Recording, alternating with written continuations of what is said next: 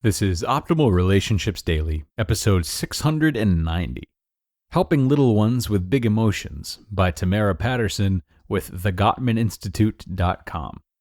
Hello, everybody, and welcome to the final show of the week. I'm your host, Greg Audino, and this is where you can learn how to create quality relationships in your life.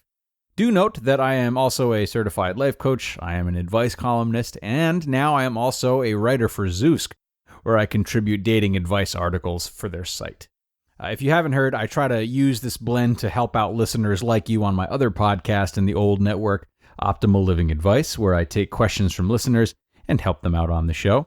It's a lot of fun. We learn a lot over there, and I encourage anyone who's interested to either stop in and listen, or, of course, submit a question of your own to us that you'd like us to answer for you on the show. If you've got a question, you can email it to us at advice@oldpodcast.com. advice@oldpodcast.com, or if you just want to listen to other people's juicy stories, you can do that too. Either way, we would love to have you. As you may know, parenting episodes like today's are usually scheduled for the end of the week here on ORD. So before we begin, let me ask you this. Are you concerned about how your kids are handling their emotions during these difficult times? I sure am. I'm worried about how everyone handles their emotions at all times. So let's hear what you can do about it through Tamara's post and start optimizing your life.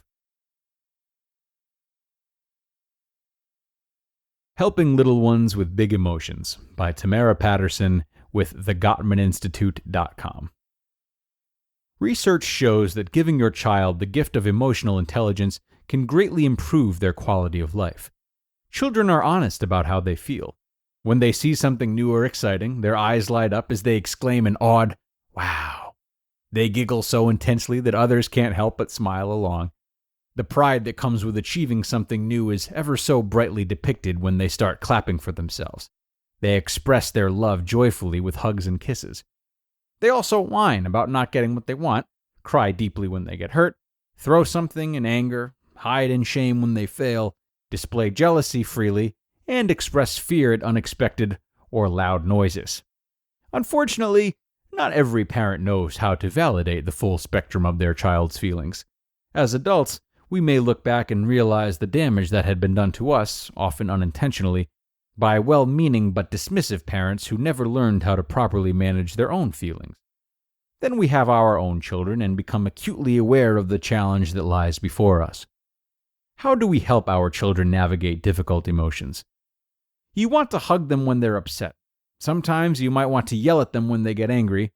Perhaps it even makes you chuckle a little when they cry just because they look so cute and the issue seems so small relative to the big picture of life. Sometimes you may want them to stop feeling so deeply because you're too busy to comfort them in this moment. Perhaps you don't want them to feel deeply because you don't like feeling sad, angry, or ashamed yourself. Perhaps you simply want to rescue them from the difficulty of tough feelings. According to Leslie L. Greenberg, one of the founders of emotion-focused therapy, someone who is emotionally intelligent knows when and how to move in and out of emotions. As parents, this is what we're trying to help our children figure out. We want them to know how to feel deeply, how to listen to their feelings, their messages, and respond appropriately, and when to redirect a feeling. The following are a few tips to help you teach emotional intelligence to your child. Number 1. Identify the feeling. Help your child describe the situation and the feeling or feelings that arose as a result of the situation. Empathize with them and let them know that it is normal to feel what they are feeling. For example, you're crying because your brother took your toy away. That made you feel sad. That would make me feel sad too. Number 2. Assess your own feelings. How do you want to respond to your child's feeling? What does this tell you about yourself or your expectations? Try not to base your immediate response to your child's feeling on your own response to the situation. For example, your child throws a tantrum. You feel angry and may want to yell in response. Instead, you pause and discover why your child acted that way. You say something like, "You're angry because Mommy said don't touch. Mommy said this because she loves you and doesn't want you to get hurt." Later, spend some time thinking about why the tantrum bothered you so much. Did you interpret the tantrum as a negative reflection on you as a parent? Were you annoyed with the noise? Did it remind you of something else? Number 3. Help your child choose an appropriate verbal and behavioral response. If your child is sad, allow them to cry until they're done. This may come in waves. If they're angry, allow them to express their anger by using words, jumping, squeezing a pillow, or in another non-destructive way.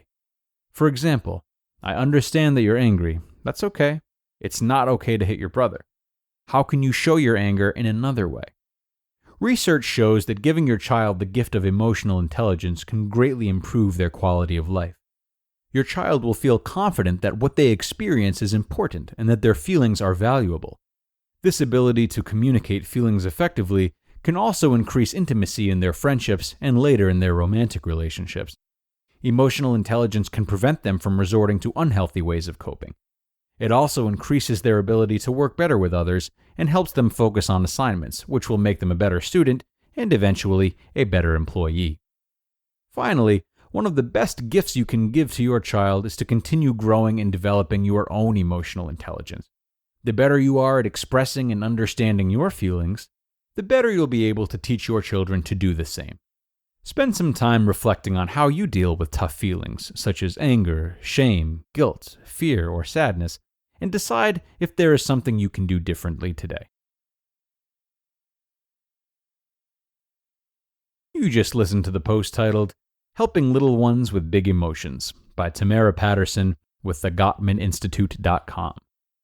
Now, if you have a child, a grandchild, a little cousin, or nieces and nephews learning at home, listen up real quick.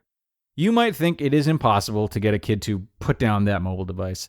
Even we as adults have a hard time doing so. Don't need to tell you that. In comes KiwiCo, a science and art subscription box for kids that lets them learn and play through real and hands-on projects. I recently got their koala crate for one of my friend's toddlers. The projects are adorable. In one, the kids use a fishing pole to catch these different kinds of sea creatures. And there's another one where they decorate a teddy bear backpack as part of a camping project. It all allows you to watch your child's confidence grow as they develop creative thinking skills from building the projects through KiwiCo. And you can learn about individual projects from the KiwiCo store if you don't want to commit to a full subscription. KiwiCo is redefining play with hands-on projects that build confidence, creativity, and critical thinking skills. There's something for every kid or kid at heart at KiwiCo. Get your first month free on select crates at kiwico.com/ORD. That's KIWICO.com/ORD. So, whether it's with KiwiCo or Tamara's teachings in today's post, I gotta think this was a very valuable episode for you caretakers out there. A lot of great insight from Tamara, and I love how she puts equal emphasis on the parent shaping their own self-awareness along with the child. That means those of us who aren't parents can even get our reps in now and know that building our own self-awareness will make us better parents someday, which is good news for everyone. And with that, everybody, let's wrap up today's episode. Thank you so much for tuning in all week. I hope you have a great weekend, and I will see you right back here on Monday, where your optimal life awaits.